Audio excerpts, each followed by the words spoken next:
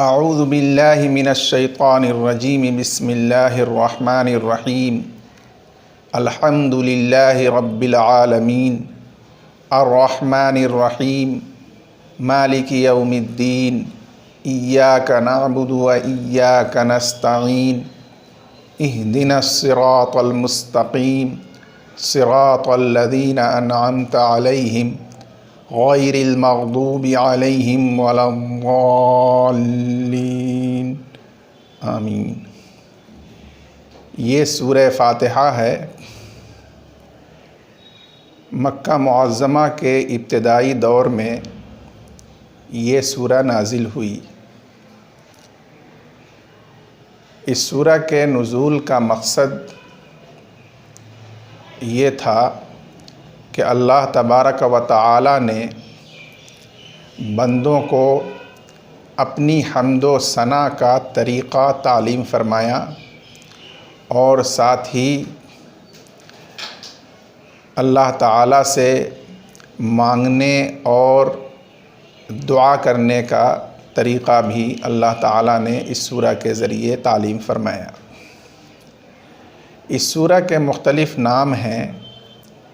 اس سورہ کا ایک نام سورۃ الفاتحہ ہے، اس لیے کہ قرآن مجید کی ابتدا اسی سورہ سے ہوئی ہے، تو گویا یہ سورہ قرآن مجید کا افتتاحیہ ہے، مقدمہ ہے۔ اس کا دوسرا نام سورۃ الشفا بھی ہے، اس لیے کہ حدیث شریف سے ثابت ہے کہ یہ سورہ پڑھ کر دم کی جائے کسی مریض کو، کسی پریشان حال کو، تو اس کو شفا ہوتی ہے۔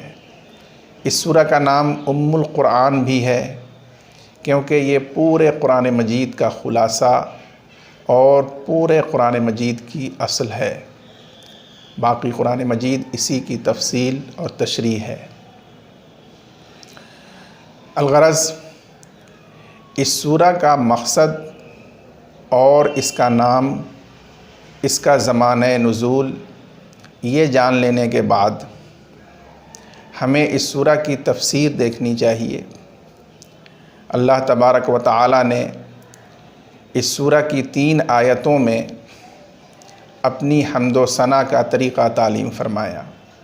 چنانچہ ارشاد فرمایا، الحمد للہ رب العالمین، تمام تعریفیں اللہ ہی کے لیے ہیں۔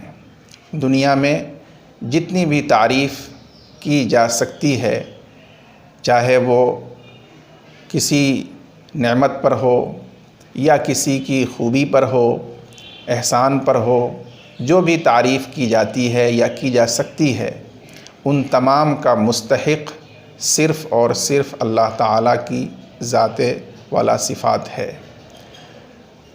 اللہ تعالیٰ کی صفات و کمالات میں یہاں رب العالمین کا ذکر فرمایا گیا کہ وہ سارے جہاں کا مالک اور پروردگار ہے۔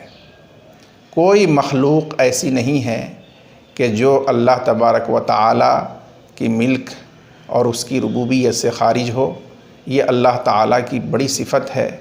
ہر صفت کو پیدا کرنا اور رفتہ رفتہ اس کو اس کے کمال تک پہنچانا، یہ اللہ کی شان ہے، اللہ کی صفت ہے۔ اسی کو کہا گیا ہے رب العالمین۔ اس کے بعد فرمایا گیا الرحمن الرحیم، جو بے حد مہربان نہایت رحم والا ہے۔ اللہ تعالیٰ کی جو شان رحمت ہے، صفت رحمت ہے، اس کا ہی تقاضا ہے کہ اللہ تعالیٰ اس دنیا میں ہر مخلوق کو بے انتہا نعمتوں سے نوازتے ہیں، اور مومن مخلص بندوں کو آخرت میں بھی بے انتہا نعمتوں سے نوازیں گے۔ یہ اللہ تعالیٰ کی شان رحمت کا ظہور ہے۔ اس کے بعد فرمایا گیا مالک یوم الدین، وہ قیامت کے دن کا مالک ہے۔ دنیا میں تو بظاہر ملکیت عام لوگوں کی بھی ہوتی ہے، لیکن آخرت میں ملکیت، حکومت، بادشاہت صرف اور صرف اللہ ہی کی ہوگی۔ اس لیے اس کی تخصیص کی گئی کہ قیامت کے دن کا وہ مالک ہے۔ اس میں ساتھ ہی ساتھ قیامت کے دن پر ایمان لانے کی طرف بھی اشارہ کیا گیا کہ قیامت کے دن پر بدلہ پر، اچھے برے عمل کے اچھے برے بدلہ پر یقین رکھنا، ایمان رکھنا ضروری ہے، اور اللہ ہی اس دن کا مالک ہے۔ اس کے بعد آیت میں بندے نے اپنی طرف سے اپنی بندگی کا اللہ کے لیے اظہار کیا، اپنی محتاجگی اور درماندگی کا اظہار کیا، چنانچہ ہے ایاک نعبد و ایاک نستعین، ہم آپ ہی کی بندگی کرتے ہیں، آپ ہی سے مدد طلب کرتے ہیں۔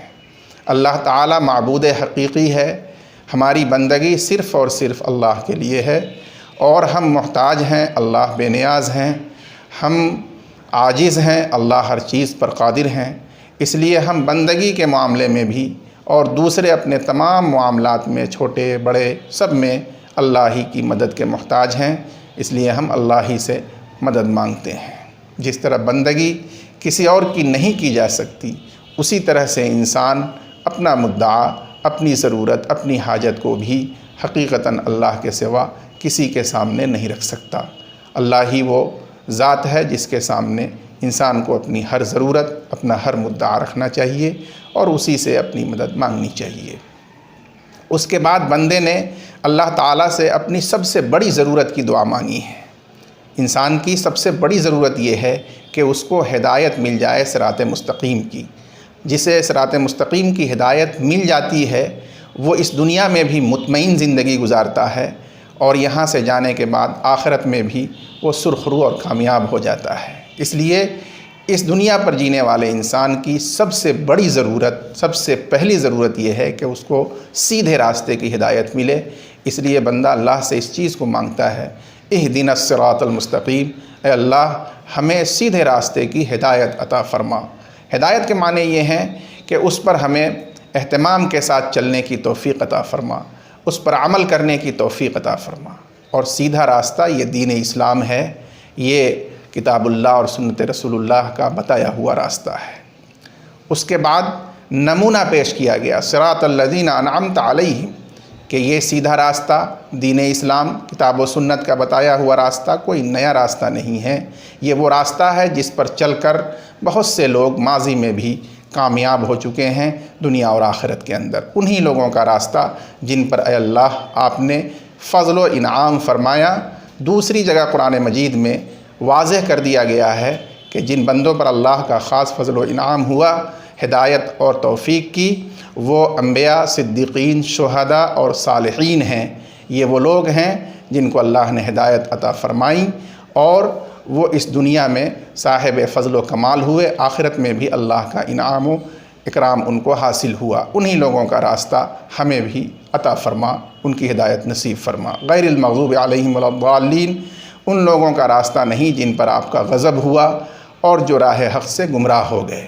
بعض لوگ تو راہ حق کو جاننے کے باوجود محض ضد اور عناد کی وجہ سے اس کو چھوڑ بیٹھے، ان پر اللہ کا غضب ہوا، اور بعض لوگ اپنی غفلت اور جہالت کی وجہ سے سیدھے راستے سے ہٹ گئے، وہ راہ حق سے گمراہ ہوئے۔ اللہ کے رسول صلی اللہ علیہ وسلم نے ان دونوں الفاظ کی تعین اور مصداق کی تشریح کرتے ہوئے فرمایا کہ مغضوب علیہم سے یہود اور ضالین سے نصارہ مراد ہیں، لیکن لفظ کے عموم میں ہر وہ طبقہ جو جان بوجھ کر راہ ہدایت کو چھوڑ دے وہ مغضوب علیہم ہے، اور جو غفلت و جہالت کی وجہ سے راہ ہدایت سے دور جا پڑے وہ ضالین ہیں۔ میں اپنی بات ایک حدیث شریف کے بیان پر ختم کرنا چاہتا ہوں۔ مسلم شریف میں حضرت ابو ہریرہ رضی اللہ تعالی عنہ سے روایت ہے کہ رسول اللہ صلی اللہ علیہ وسلم نے ارشاد فرمایا کہ جو شخص نماز میں سورہ فاتحہ نہ پڑھے تو اس کی نماز ناقص ہے، نامکمل ہے۔ اس کے بعد حضرت ابو ہریرہ کے شاگرد نے سوال کیا کہ حضرت میں کبھی نماز میں امام کے پیچھے مقتدی ہوتا ہوں تو اس وقت میں کیا کروں؟ تو حضرت ابو ہریرہ نے جواب دیا، اقرأ بہا فی نفسک، اپنے دل میں، اپنے جی میں اس کو پڑھ لیا کرو۔ اس کا مطلب یہ ہے کہ جو نمازیں جہری ہیں ان میں تو خیر مقتدی امام کی قرات کو سننے میں مشغول ہوتا ہے، اور سننے کے ساتھ ساتھ ان آیات کا دل میں خود بخود استحضار ہوتا رہتا ہے جو دل میں پڑھنے کا مصداق ہے۔ لیکن اگر سری نماز ہو تو اس میں مقتدی کو چاہیے کہ وہ زبان سے پڑھنے کے بجائے سورہ فاتحہ کی آیتوں کا استحضار دل میں کرے، یہی اسے دل میں پڑھنا ہے۔ اس کے بعد فرمایا کہ اللہ کے رسول صلی اللہ علیہ وسلم نے ارشاد فرمایا کہ اللہ تعالیٰ فرماتے ہیں کہ میں نے نماز کو اپنے اور اپنے بندوں کے درمیان آدھا آدھا تقسیم کر دیا ہے۔ چنانچہ جب بندہ کہتا ہے الحمدللہ رب العالمین تو اللہ تعالیٰ فرماتے ہیں کہ بندے نے میری حمد کی۔ پھر جب بندہ کہتا ہے الرحمن الرحیم تو اللہ تعالیٰ فرماتے ہیں کہ بندے نے میری ثنا کی، یعنی مکرر حمد کی۔ اور جب بندہ کہتا ہے مالک یوم الدین تو اللہ تعالیٰ فرماتے ہیں کہ بندے نے میری بزرگی اور بڑائی بیان کی۔ اس کے بعد جب بندہ کہتا ہے ایاک نعبد و ایاک نستعین تو اللہ تعالیٰ فرماتے ہیں کہ یہ میرے اور بندے کے درمیان مشترک ہے، یعنی ایاک نعبد اس نے میرے لیے کہا کہ ہم آپ ہی کی عبادت کرتے ہیں، اور ایاک نستعین یہ میرے بندے کے لیے ہے کہ وہ مجھ سے مدد طلب کر رہا ہے۔ اس کے بعد فرمایا وَلِعَبْدِي مَا سَأَلَ، بندے نے مجھ سے جو دعا مانگی ہے وہ دعا اس کی پوری کی جائے گی۔ پھر آپ صلی اللہ علیہ وسلم نے فرمایا کہ جب بندہ کہتا ہے اہدنا الصراط المستقیم صراط الذین انعمت علیہم غیر المغضوب علیہم ولا الضالین تو اللہ تعالیٰ فرماتے ہیں کہ یہ سب میرے بندے کے لیے ہے، اور میرے بندے نے جو دعا مانگی ہیں وہ اس کی دعا قبول کی جائے گی، اس کی دعا پوری ہوگی۔